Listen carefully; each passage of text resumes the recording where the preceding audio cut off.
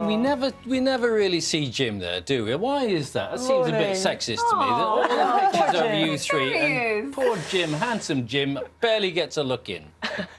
I hope this time round, have they made a new? We have got a new video. You appear more in the new video, do you?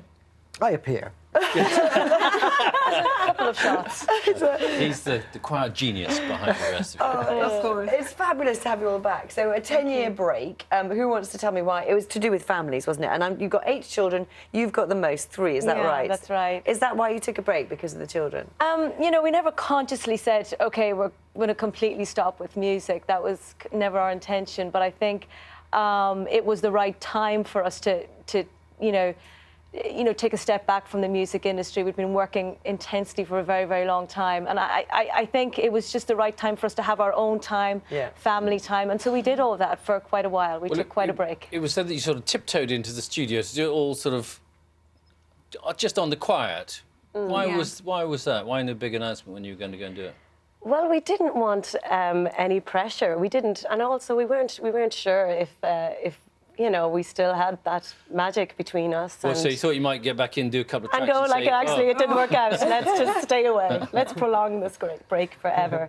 Yeah, so for that reason, you know, in that way, I kind of think that this record is nearly the closest to a first record, because there's no pressure from a previous record, and you know, so yeah. What was it like when you got back in the studio? Was it fun to be back? It was really, really lovely. We kind of, so when Caroline was the instigator, which was great, and, you know, we're eternally grateful, because she just rang us all up, like, last September and went, guys, will we do something? You know, it's about time. And all of us were on for it. It's very organic, and like music, it's very organic, and there's a time to do things sometimes, and they just feel right. And when we got in together, the first day we were writing together, and we knew immediately, like, the magic was still there, and that was just, so it was almost like it was set in stone, but without us knowing, you know. So, Jim, your single from the album, first one, is called Bring On the Night. The Night. Do you get to make an appearance in the video or not? I actually do. Let's have a look. Should we have a check? Well, let's just see. Let's just have a look, shall we? Record. So, yeah, we were quite taken aback and quite shocked by that, and for sure, it's definitely is a big part of this record, and one of the songs, which is called Jerry's Reel, which is a very much a traditional Irish song, is dedicated to him. And really, you know, for us, music came from both our parents. That's why we began. That's where we've come from. So it's definitely something that's really through the record. Yeah. Was it at his funeral that you sang together for the first time in quite a long time? Yeah, it was. I mean, he had a very dark sense of humour, and along the way, like when we made our first record, Minstrel Boys, a particular piece on it, that he would say, I'll be coming up the aisle to that. So, and there was others, and that we kind of knew as soon as he passed that it was the right thing to do, to play these songs that he had requested. Yeah. The industry's changed a lot, Sharon, since you were last together, and we were talking about you selling tens of millions of albums. Yeah. It's a different business now, isn't it, in terms of album sales?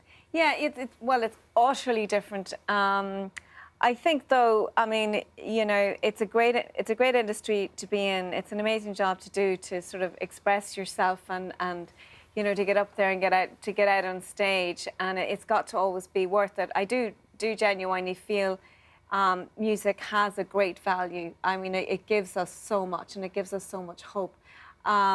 Yeah, it definitely is. It has changed, but, you know... How do you quantify success now, though? Because you can't really do it by album sales or downloads, because people get the music in such Well, you do. different It's ways. just relative. It's just relative. I mean, so there's not 40 million then. It's a serious amount less. But you know, it's kind of...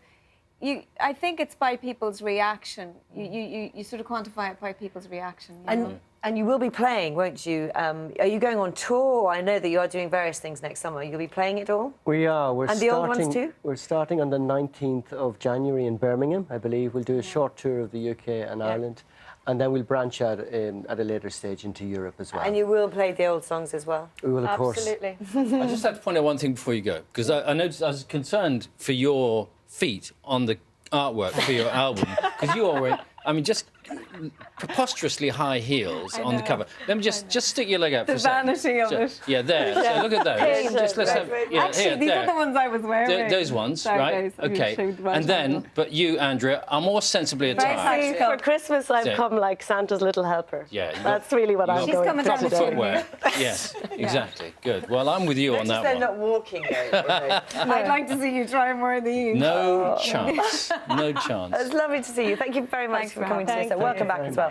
The Corrs album is called White Light. We're going to talk to Steve Coogan in a moment about his new